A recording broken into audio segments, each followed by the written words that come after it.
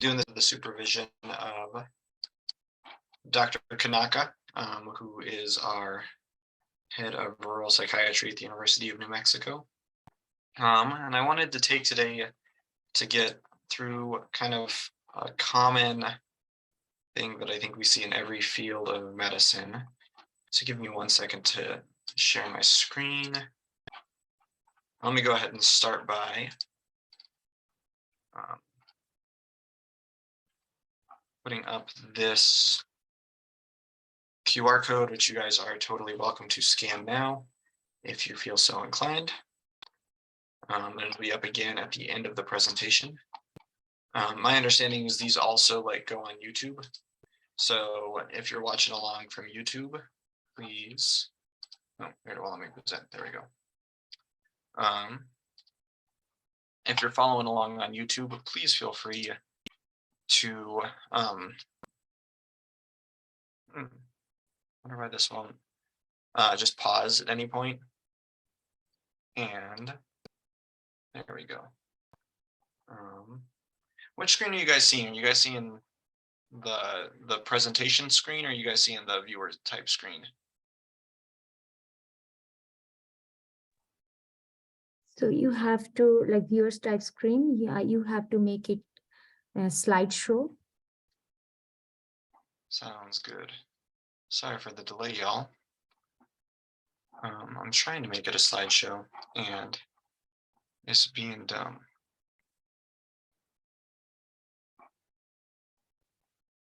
Let's try that. Nope, still dumb. All right. So the only other thing I can think of is to start the slideshow and then re-share the screen from the slideshow, which might be what we have to do. Okay, good.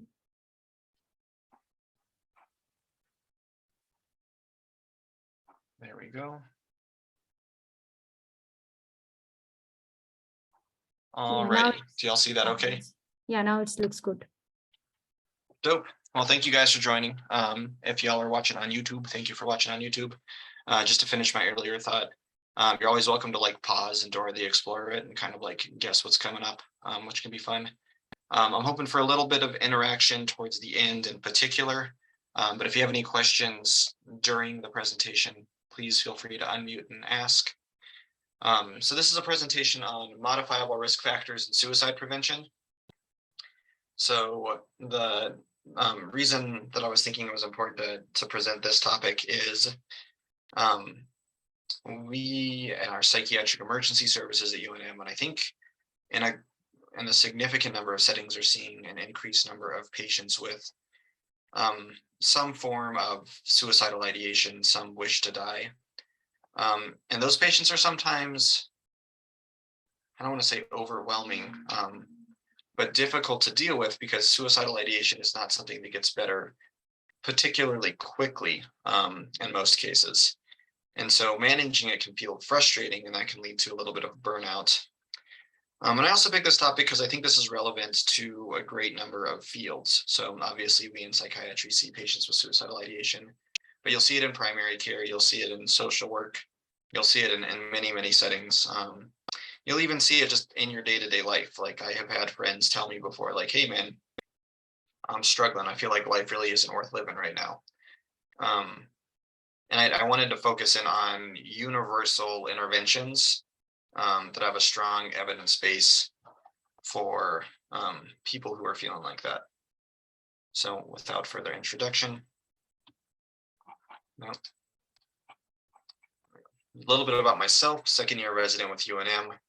I completed medical school here, my undergraduate education here.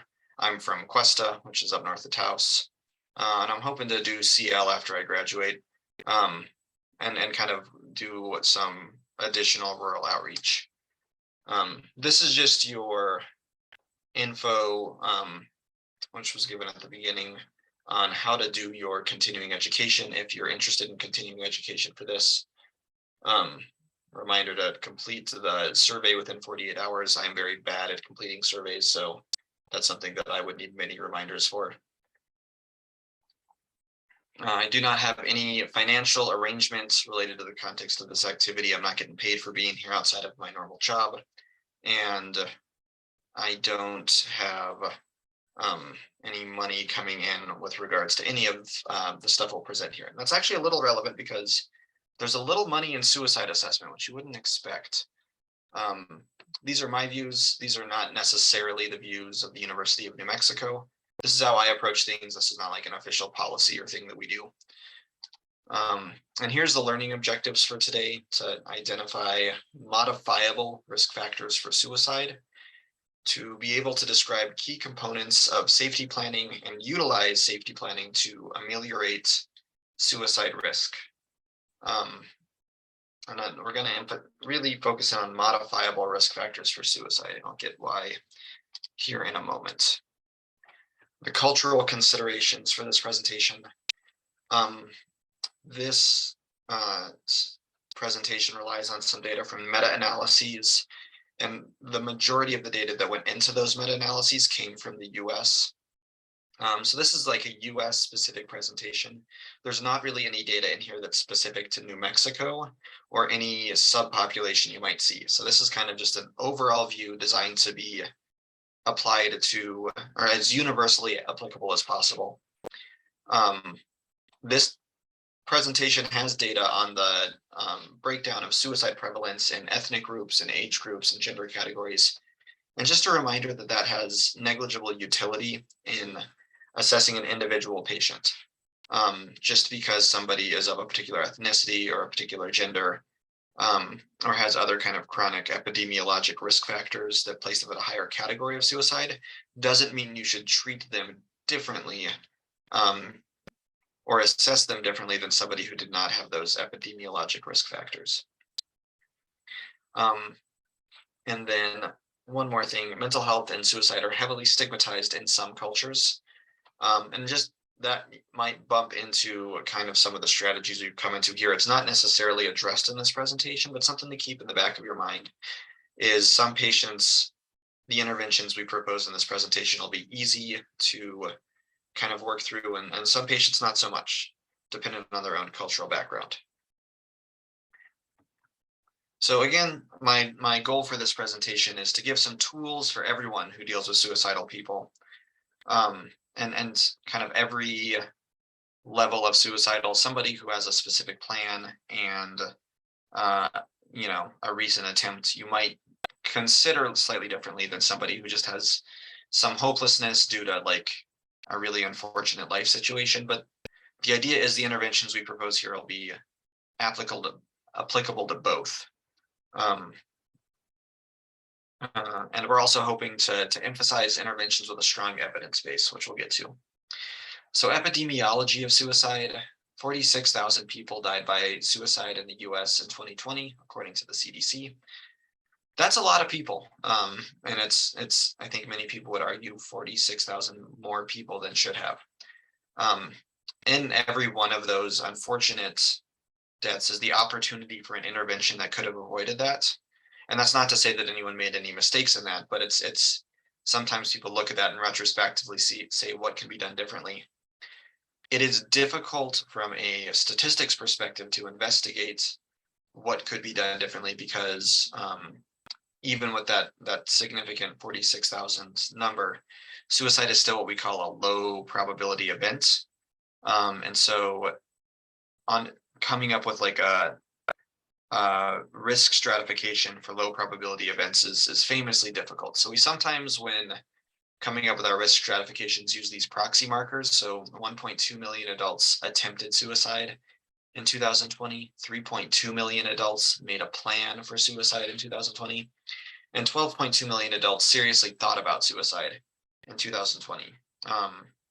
And so we sometimes investigate those groups as well as proxies for the patients who successfully complete suicide, because it's easier to do some manipulation with those larger numbers. A little bit more on the epidemiology of suicide. The thing that I take away from this graph, and the reason I included it, is all of those bars kind of look the same, right? Like, I don't see a great broad trend there. And I think that's a helpful reminder that suicide can occur in any population. And so just because somebody is in their 40s, let's say, doesn't necessarily mean you should treat them differently than somebody in their 30s. or their 20s. You see that people who are older than 85 are at the highest chance of suicide by a small amount. And then there's kind of like a little bump there on middle age from like 35 to 55, I might even say 25 to 55. And then it goes back down transiently before re-increasing up there in old age. Those aren't massive differences between the age groups. And I think outside of the scarcity in the 10 to 14 group, age really tells us anything about somebody's suicide risk is what I gather from this. This is also, I think, a very informative breakdown of the epidemiology of suicide. Just noting that non-Hispanic American Indian and Alaska Natives were the highest category in terms of completed suicide per capita in the US in 2020. That's consistent with historic baselines, and I think it's really applicable here in New Mexico because we have such a substantial population of Native Americans here. Caucasian, second highest risk, and then Hispanic and non-Hispanic Asian were actually some of the lowest risk. Again, does this lead to you assessing an individual patient differently? Not necessarily, but I think it helps to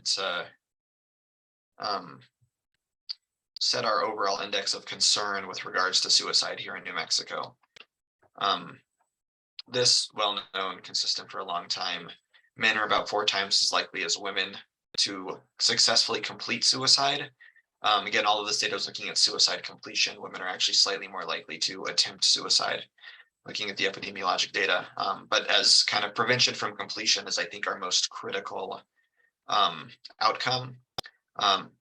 It's worth looking at the higher completion rate in men. And then getting back to just the proxy populations for completed suicide. For every completed suicide, there's 4 hospitalizations for a suicide attempt, 8 emergency department visits related to suicide, so either an attempt that didn't require hospitalization or just somebody coming in with suicidal ideation. I believe that counts places like our psychiatric emergency services, which are psychiatric specific emergency rooms. There's 27 self-reported suicide attempts. And there are 275 people who seriously consider suicide. And one of the things I want to emphasize is the people who we interact with in our daily practices and our daily lives are often these 275 people who are seriously considering suicide. And the question becomes, of those 275 people, who is the one who's going to complete and how do we stop them? And that's a question that's been bugging a lot of people for a lot of time. So we'll get to kind of the standard of care prevention strategies here in a moment. New Mexico ranks number 4 in suicide rate nationwide, which is high.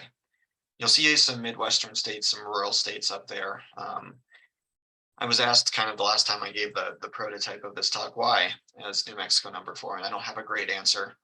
My suspicion is it's related to both just kind of the lack of resources, the psychosocial stressors that poverty can bring, some of our own epidemiologic risk factors I touched on earlier. And then again, I think it's just worth noting that we're a huge state, like we're very large, and we only have 2 million people in our very large state. And so again, I grew up in Cuesta, and in Cuesta, even friends who I was close with, who I actually grew up outside of Cuesta and Sarah, who I saw fairly regularly, were a 25 to 30 minute drive away. And so just accessing social support is not the easiest. It was only very recently, within the last couple of years, that my parents' house got cell phone service.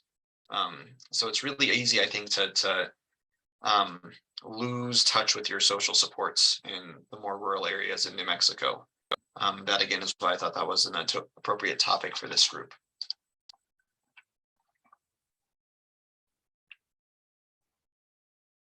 So the standard of care right now in the United States, and I say right now, this has been the case for a long time, is to do a suicide risk assessment whenever you as a healthcare practitioner encounter somebody who is suicidal.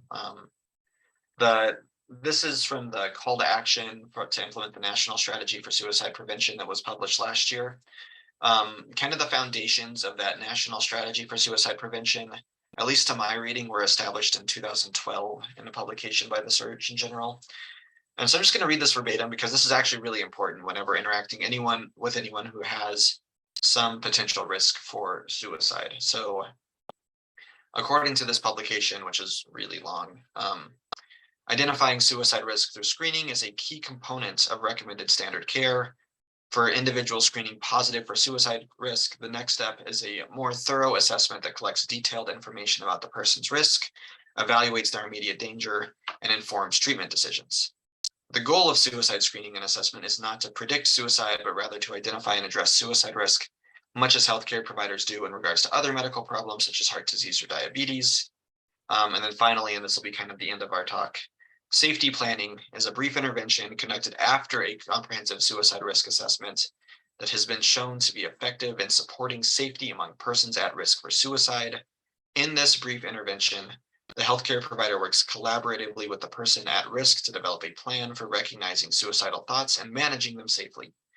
The patient safety plan, also referred to as a crisis response plan, identifies prioritized coping strategies that the person will use when such thoughts arise, including both actions that the person can take alone and actions to obtain social support from family members and friends, and by contacting a healthcare provider or crisis call center. And the part of the reason I bring this up is just the word in there, recommended standard care. This is standard of care. One of the potential outcomes of suicide and something that's crass, but I think always on our radar as healthcare professionals, is the potential for a malpractice lawsuit. And so just emphasizing, to be in standard of care, you have to both complete a suicide risk assessment and establish a suicide safety plan for any patient who has any amount of positive screening for suicide risk. So getting into the suicide risk assessment, I'm just going to say it right off. Suicide risk assessments are dumb. This is the one that up until a couple of years ago we used at UNM. I took this from a template that I was given as a student back when I was a student here. You'll still see it in some of our notation. So the way that this suicide risk assessment works is all of the parents' long-term and demographic risk factors are categorized. So you take this gigantic paragraph of risk factors: gender, ethnicity, age, divorced, widowed, or separated, sexual orientation, whether they have a psychiatric diagnosis, whether they've attempted suicide before, whether it was in the last 6 to 12 months, family history of physical or sexual abuse, all that jazz, and you just list them. And then you also look at what they call short-term and current risk factors. I don't really understand the delineation between the two, like what makes something short-term risk factors, but you basically list them out. Have they been discharged from a psychiatric hospital recently? Have they had a recent worsening of their depression, recent increased use of alcohol or drugs, agitation, anxiety, preoccupation with a major life stressor? You write all that down. And then you also list protective factors. I really like protective factors, so I'm going to take some time to enumerate them. Future orientation, presence of young children at home, pregnancy, strong social or family support, lack of previous suicide attempts, absence of suicidal ideation, willingness to engage in treatment, and ability to stay in contact with healthcare professionals. Also, not having guns. And then so what we would do with this particular suicide risk assessment is we would put it up. We would delete all the not relevant parts of these gigantic lists of risk factors. And then we would kind of eyeball it and see, like, is it a long list of risk factors or is it a short list of risk factors? Is it a long list of protective factors or is it a short list of protective factors?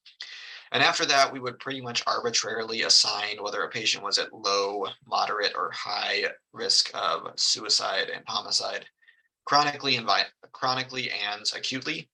And that would guide our disposition and our decision making. You might have guessed from the way I've been framing this, there wasn't a lot of validity to it. And this is something that we've recently moved away from. But it's something you'll still see. And doing this, although I, again, think it's dumb, I would still emphasize is checks the box for standard of care of a suicide risk assessment. And it's, easy to do if wonky. There's other forms of suicide risk assessments. I'm not going to go through all of them. I'm going to go through this one, which is the SAD person scale. So the SAD persons is my favorite of the standardized scales. And the reason is because it's got a funny name, which is SAD persons. And it's such a funny name, I almost feel like it's horrifically inappropriate for the seriousness of the thing it's trying to assess. So SAD persons is a mnemonic. So the SAD person stand for sex, age, depression, previous suicide attempt, ethanol abuse, because I guess A wouldn't work in the mnemonic, rational thinking loss, lack of social supports, no organized plan. If they have like I'm going to go buy a rope and hang myself off the rafters, no spouse, and sickness. So the original guidelines for action with the SAD person scale when it came out, which I believe was the late 70s or the 80s, were 0 to 2 risk factors on the SAD person scale, send home. 3 to 4, follow closely, consider hospitalization. 5 to 6, strongly consider hospitalization depending on your confidence in the follow-up arrangement. And 7 to 10, hospitalize or commit. And just like a brief thinking about that also reveals, although this looks like more formal and less of a mess than the previous gigantic block of text, it's still garbage. So if you are a male between 20 and 44 who had a suicide attempt in your teens, doesn't have many friends, and isn't married, like you're already at a 5, which is strongly consider hospitalization just based on who you are as a person. And so anytime you interact with a healthcare professional, according to the scale, they're supposed to be strongly considering a psychiatric hospitalization for you. And obviously that's not the case. Conversely, if you have none of these epidemiologic risk factors kind of listed here, but you're super depressed, you're a 45-year-old woman, super depressed, and you have friends, you have a spouse, you have a sickness, you don't have a previous, or you don't have sickness, you don't have a previous attempt, but also you have a plan that says, like you're saying, like, I have a 44 that I keep for intruders in my nightstand. After I leave this clinic appointment, I'm going to go home, I'm going to get that gun, and I'm going to shoot myself in the head because I can't take it anymore. That person scores a 2 on the SAD person scale, which is send home with follow-up. And I would not feel comfortable with that, and I suspect most of you would feel the same. So the scale is also dumb and does not, I think, even just putting your brain to it, it just doesn't seem to fulfill the need that our patients who are having suicidal ideation are manifesting. And so there have been studies looking at the effectiveness of suicide risk assessments. And I want to emphasize, suicide risk assessments are standard of care according to the Office of the Surgeon General. So I would not advise that you not do them. But there was this study published in the British Journal of Psychiatry in 2017. And that study showed that suicide risk assessments are dumb. So it was a big meta-analysis. They looked at about 70 articles looking at a wide variety of different types of standardized suicide risk assessments. And this was like every type of suicide risk assessment. So there were like biological scales, such as the dexamethasone suppression test. Studies have shown that patients who have an abnormal response to the dexamethasone suppression test are at an increased rate of suicide. So they included those kind of biologic metrics. They did a Berglass and Horton. They did a Beck hopelessness inventory. They did a Beck depression scale. They did the Manchester self-harm rule and the Edinburgh risk rating scale, which are newer, kind of like supposed to be better versions of these older suicide risk assessments. And they looked at every study they could find that had good numbers on how many of the patients who were in the highest risk category of each of these individual scales, like the top tier of patients in these scales, successfully completed suicide. And pooled together, they found that all of these studies combined had a positive predictive value for completed suicide of 5.5%, looking at the highest category, which is not good. That really seems like not better than guessing. that had a little bit higher predictive value for self-harm, and then which was non-suicidal self-harm. And then if you really broadened it to like any form of self-harm plus completed suicide, you got up to a positive predictive value of 35.9%. But especially considering we don't typically hospitalize for most forms of non-suicidal self-harm, that's not particularly helpful. Still, they did a sub-analysis on the high quality studies, the studies that were outperforming other, or for the high quality studies, the studies that like had that outperformed the others that had larger sample sizes. They didn't do like a PPV for suicide completion specifically because there wasn't the depth of data for that. But overall, the trends were the same. There was not like any change from the larger meta-analysis of just every study of these are not particularly helpful tests, or as helpful assessments, I should say. And the reason I bring this up is healthcare worker burnout is rising everywhere. This is a really cool study, actually. I really like this study. It's emotional exhaustion among healthcare workers before and after the pandemic. I can't help but suspect that the people running this study in 2019 felt like they a little bit hit gold when the pandemic happened, and they had already been gathering this longitudinal data and could continue to follow it with the same existing study. The reason I like this is it's not just psychiatrists who interact with people who are suicidal. It's everybody. It is every person in the healthcare field and just a lot of people in general. And so this looked at burnout rates among everybody. And so what you can see, and this is kind of interesting, is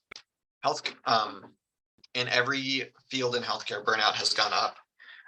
There was a weird kind of like pattern in this of physicians, particularly attendings, had a drop in emotional exhaustion in 2020 and then like rebounded higher in 2021. I have no idea why that is, but it was kind of interesting. But overall, and then unemployed people actually had the same, which was, also interesting. Overall, people are sad.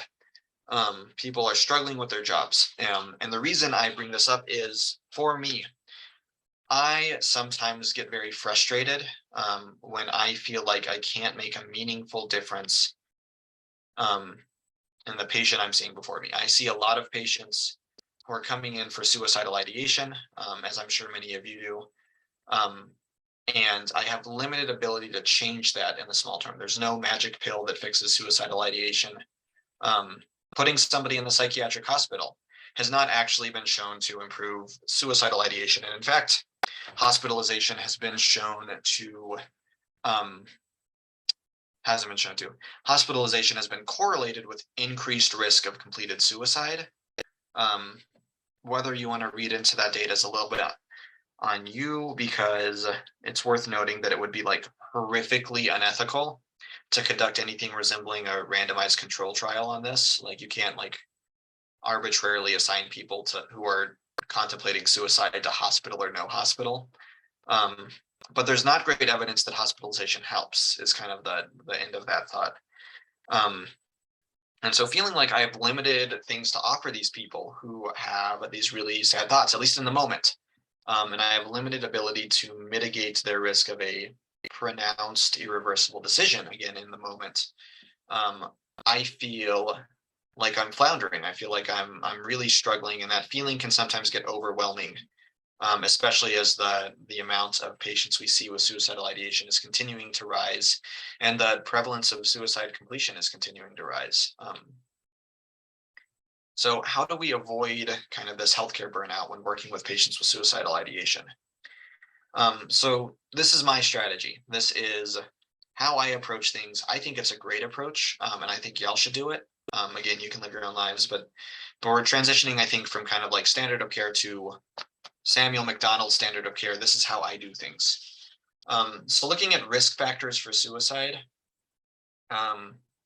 these are all the risk factors for suicide: family history of suicide, childhood maltreatment, previous attempts, history of mental disorders, particularly clinical depression, history of alcohol and substance use, feelings of hopelessness, impulsive or aggressive tendencies, cultural and religious beliefs, local epidemics, isolation, barriers to accessing mental health treatment, loss, physical illness, easy access to lethal methods, and unwillingness to seek help. So for those of you who are following along after the fact on YouTube, why don't you go ahead and pause the video, and why don't you think of some, I don't like, Dora the Explorer makes it look so easy. Why don't you pause the video and like think of and yell out some modifiable risk factors in this. And if anyone here in person wants to call out some modifiable risk factors in this list, you are welcome to.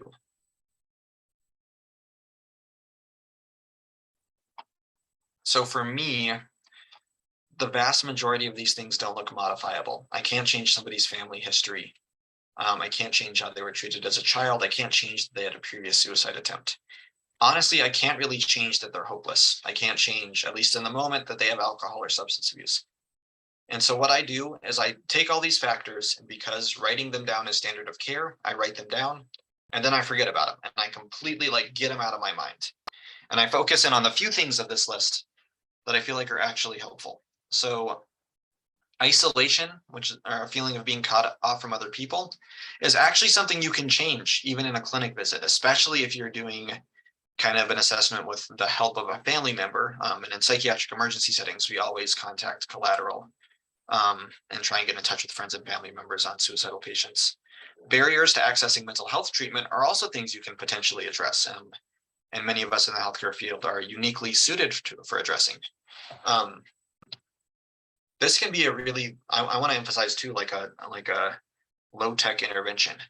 I had a friend who really needed to see a psychiatrist, and places were getting booked months out, and there was a new clinic that opened in town.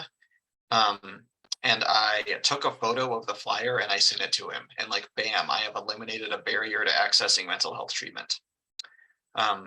Easy access to lethal methods is also modifiable by you kind of in conjunction with the patients. We do have red flag laws in New Mexico where you can go to court to argue for firearms to be removed. I feel like that's usually outside of our scope, and there are law enforcement based teams who do intervene on that. But with the patient's assent and cooperation, you can absolutely modify access to lethal methods, and we'll get to some of those ways in a little bit. And then unwillingness to seek help because of the stigma attached to mental health is something I feel like is also modifiable. I try to talk about suicide directly and openly, and I try and talk about accessing mental health fields from a non-judgmental, non-stigmatized perspective, of course, but from like a personal perspective as well. So I share my own kind of interactions with the system, my own perceptions on the system, and then things that I've seen friends and family go through. And I find that reduces some of the stigma for patients who feel like they're doing something that they don't perceive anyone else in their life does. So those are kind of the modifiable risk factors I pull out of this. These are some protective risk factors from suicide. I pulled all of these risk factors actually from a malpractice article on like reducing liability. But that article pulled them from the CDC. So these are all kind of curated from CDC listed protective factors and risk factors. These protective factors are effective clinical care for mental, physical, and substance use disorders, easy access to a variety of clinical interventions and support for help seeking, family and community support, support from ongoing medical and mental health care relationships, skills in problem solving, conflict resolution, and nonviolent ways of handling disputes, and cultural and religious beliefs that discourage suicide. And I list those out because contrary to this, where I felt like I can ignore most of those, really all of these but the last one are things I as a clinician have control over. And that's not special to me being a psychiatrist, and that's not special to me being in the field of mental health. I can work with people to support help seeking. I can work with them on their substance use disorders in most settings. I can maintain a supportive, a caring, a therapeutic relationship with them, regardless of my actual profession. And so again, with the exception of the last protective factor here, I think all of these are also modifiable factors that change someone's suicide risk. So safety planning. This is the meat. This is where it is. So if y'all got bored during the last half hour, I do not blame you, because a lot of that's really boring. But this is where you save lives. So with safety planning, the attitude to take for a safety plan in my mind is to write it down. There's also legal reasons that's preferable, but have the patient write down the safety plan you guys are coming up with together. If you're making a safety plan for someone who's having some thoughts of ending their own life, and they don't even have to be like having a plan, just like kind of wishing they were dead, you can still make a safety plan. And I would argue you should make a safety plan. And then for those of us who work kind of directly in clinic settings, making a copy of the plan and placing it into the medical record is actually very helpful. Partially because patients often don't like doing this multiple times. And so you can just like print out a copy and give it back to the patient if they're coming back in still vaguely suicidal. So the safety plan, and again, I like this written down. There's some templates online you can find. So the way that I do it when I'm starting with a safety plan is I start by listing some therapeutic activities. These are things that the patient gives me that they like to do that make them feel better. I've had video games. I've had go into the park to play racquetball, like North Domingo Baca and stuff. They have some nice outdoor racquetball courts. I've had people say going on walks helps them like kind of like feel less hopeless, feel less like killing themselves. I've had people say that going to the local like swimming pool and just doing some community swimming is helpful. I've had some people say that like going to the bar is helpful. And while I don't love to encourage that, you know what? It's better than like sitting at home thinking I'm going to kill myself. So I don't typically fight it. And so the patient just lists out some therapeutic activities that they can do when they are feeling crappy and they are feeling like they want to die. If they really are struggling for the motivation to partake in these activities, I also have them list an alternative recreational location with an address. This can be a park, this can be a library, this can be a coffee shop, this can be a gym, just somewhere else that's not their home, and ideally where there's other people around. That's kind of a public setting. And that's because sometimes when you're like sitting on your couch doing with your thoughts, it's actually really helpful just to like go somewhere else for a little bit. And the change in location can help with a change in your thoughts and maybe help you through that crisis time. It's important to remember most suicidal intent is fleeting. People don't intend to commit suicide for very long, and suicidal impulses are usually limited to a couple minutes. So if you can just put a barrier by like being in a different location where there's people around, that's phenomenal. If you just can't muster the motivation to do any therapeutic activities, you have a logistical barrier or can't muster the motivation to go into a recreational location, I have people list a first and second call of their friends and family who are people they are comfortable saying I am suicidal to. People who will handle that well, people who are supportive. Not everyone has two friends or family. So this is if they got to abstain from this, that's okay. But for a lot of people, like if they fail the first two options, calling their mom, calling their sister, calling their best friend, can be hugely helpful, and that friend can kind of help with just maybe a little bit of support and behavioral activation to get them through that acute time. If they don't have friends or family, or if they think there's a possibility they won't be comfortable telling friends or family that they're feeling like dying, I also encourage them to list a trusted healthcare professional. That can be me. Sometimes I give the phone number to like psychiatric emergency services, which people can always call into. That can be their therapist if they're established with a talk therapist. Somebody who's a healthcare professional who they can try and call, who can like help triage further. If they can't contact their healthcare professional because it's a weekend or they don't answer, I also encourage them to use population-specific crisis lines, veterans, police, firefighters, trans people, people of color. There's a whole host of kind of subpopulations who are at increased risk for suicide, and because of that have their own kind of like dedicated suicide hotline or just emotional support hotline. And so if you can just, even with the patient, break out your phone and Google some of those, throwing down the Trevor Project or what have you, putting down those phone numbers again on this physical paper they have with them. If that doesn't work, like they can't contact the crisis line, or They're lacking the motivation to even do that, or they feel like they're so unsafe they don't trust themselves talking with someone over the phone. You can also Google the location of the emergency department nearest their house, write it down for them. They can always drive there. And then, of course, there's the emergency services numbers, 911, 988, and local hospital systems may have their own emergency service numbers. Like the VA, I know, actually has like their own suicide hotline for people who need to come into the hospital to call. It's a whole deal. And I get all of this. I don't write any of this down, but the patient kind of working collaboratively, and it takes a little bit of time. It takes like 15 minutes, writes all of this down on a piece of paper that's labeled safety plan that they keep with them, that they put in their nightstand, that they put on their fridge if they're comfortable with it, that they have accessible, so that when they forget all of this and they want to kill themselves, they have this to refer back to and can go through this. In addition to kind of this universal crisis plan, I really like to, and again, write this down on their piece of paper if they're amenable, address modifiable risk factors as part of their safety plan. So things you can change and things they can change to adjust their risk of suicide. Access to lethal means, living alone, access to healthcare, whether they're on a medication, for those of you who prescribe medications, if there's the opportunity there and it seems like they would benefit, go for it. Sense of responsibility to others is something that I think is actually modifiable.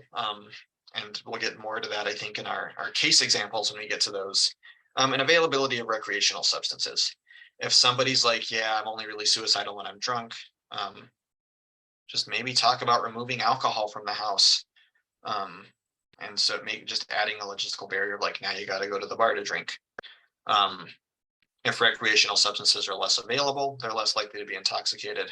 A great number of people who successfully complete suicide are intoxicated when they do so. So reducing potential for intoxication is very key. So this is kind of the money side. So I mentioned the safety plan being important. This is how important. This is another study, and I use this study particularly because it's another meta-analysis, also from the British Journal of Psychiatry. The last one was 2017. This one was 2021. This one looked at a lot fewer studies. This one only looked at 7 studies, if I'm remembering correctly. No, it was actually 6 studies. I'm looking at my notes here. But 4 of them were randomized control trials, which is kind of crazy to me because I would have trouble convincing an IRB to do a randomized control trial on suicide safety planning, I feel. But it was 4 randomized control trials and 2 other studies that evaluated the relative risk of suicidal behavior among patients who received a suicide safety plan compared to a control intervention.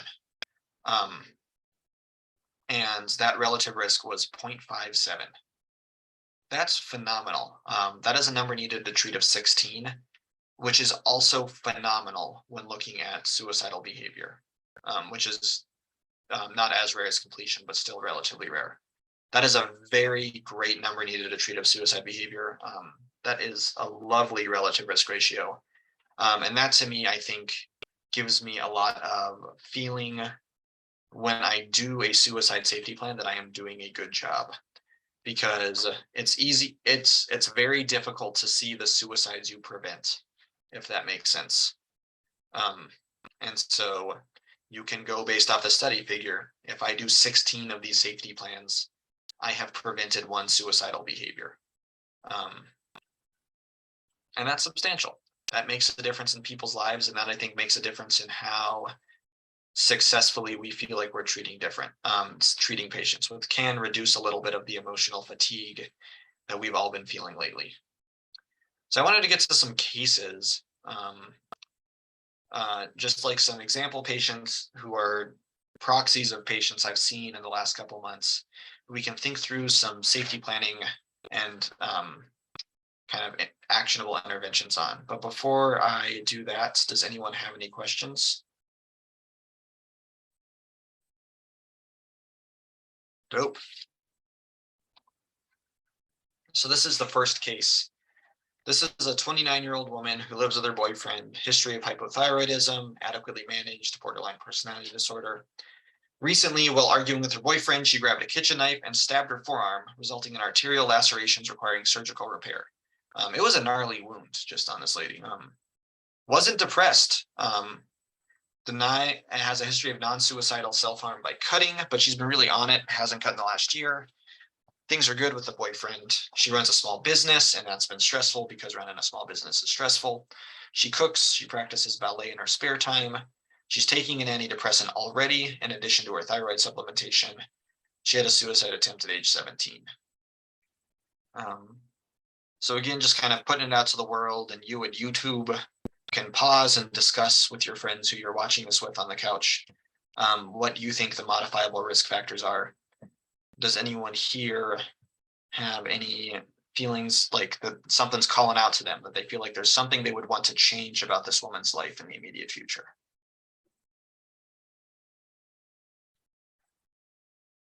So I'll just kind of talk you through what we did with this woman.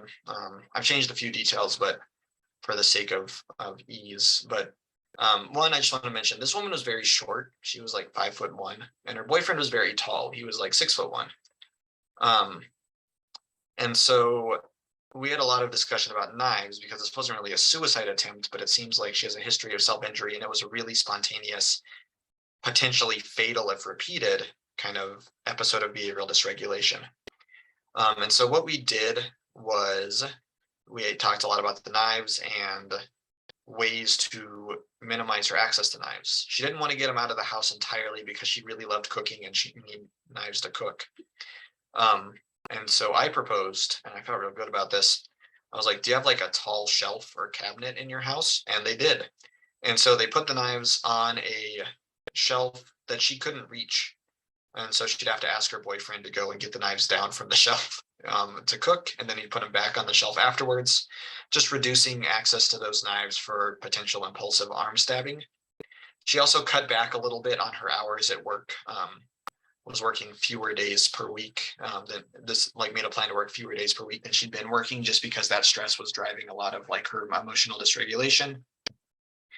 And then the other intervention, which I don't actually remember if we did with her, but you can always do in somebody who's taking medications, especially medications that are potentially lethal in overdose, and patients who have a history of overdose, is you can have them get them bubble packaged at the pharmacy. So pharmacies can put medications, any medication, in bubble packaging. And trying to kill yourself by overdose with bubble packaging is so boring and tedious that most people don't bother, because you'd have to like punch out every individual medication. So bubble packaging is also something you can think about whenever you're concerned about overdose on prescribed medications. Case number 2, a 17-year-old male whose mother contacted emergency services after she found him engaging in suicidal behavior. He reports that he recently purchased a rope from a hardware store, and that his mother caught him testing the strength of various rafters in the home. He reports that he intended at that time to hang himself, but he doesn't want to hang himself anymore. That was many hours ago, and now he's feeling good. He's been having low mood and hopelessness since finding out that he was not accepted to his dream college, and he's currently having some interpersonal conflict with his peers. He's been attempting to avoid thinking about these problems by staying up until 3 or 4 a.m. playing real-time strategy games. He is currently maintaining adequate grades in school, works part-time at fast food. So again, you YouTubers can pause. Anyone else have any thoughts on this?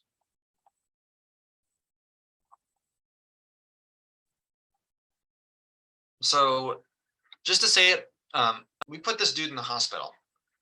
We said, you need to be in the psychiatric hospital. And he was like, I don't want to. And I was like, I'm pretty sure you're going to hang yourself if you go back home. And he was like, that's fair. So hospitalization is an intervention you can pull whenever we have somebody who you're maybe more concerned about, like this person, who you really don't feel safe sending home. Aside from hospitalization, some other modifiable things you could work with the patient on are sleep schedule. If you're chronically sleep deprived, you're going to be more depressed. And so working on just healthy sleep strategies.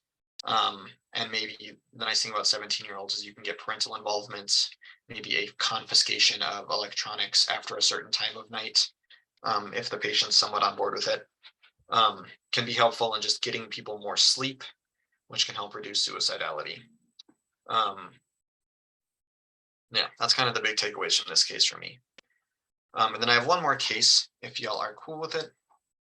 An 81-year-old woman who reports that she's been frequently thinking that life is not worth living due to demoralization after multiple hospitalizations for recurrent pneumonia.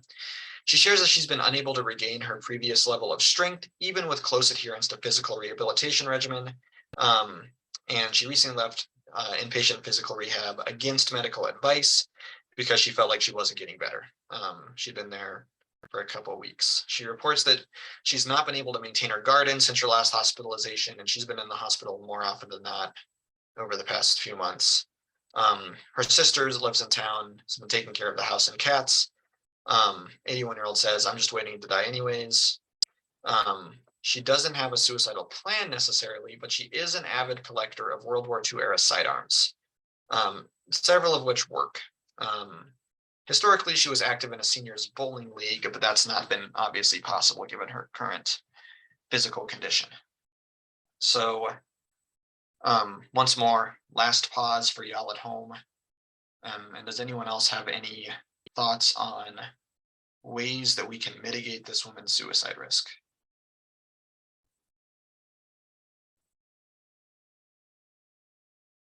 So just to say what we did, we sent her back home. Some things that we talked about with this woman and with her sister, that we, and this is kind of an amalgam of two patients, so I'm a little bit simplifying it here, but we had the sister come stay with her. Sister was like, I'm already been house sitting and I'm totally happy to stay there several nights a week. So our sister posted up in the guest bedroom like 5 nights a week. And we just was like coming to stay with her to keep an eye on her and to make sure she was doing okay. Additionally,